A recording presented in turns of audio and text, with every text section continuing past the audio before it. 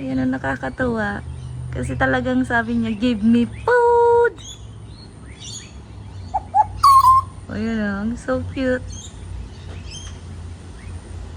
Give me food!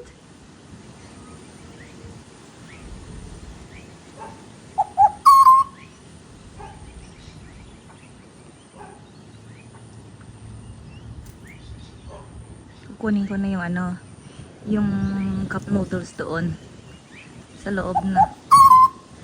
Yes, I am going to give you a food. Where's your three babies? Yes, I'm going to give you a food, birdie.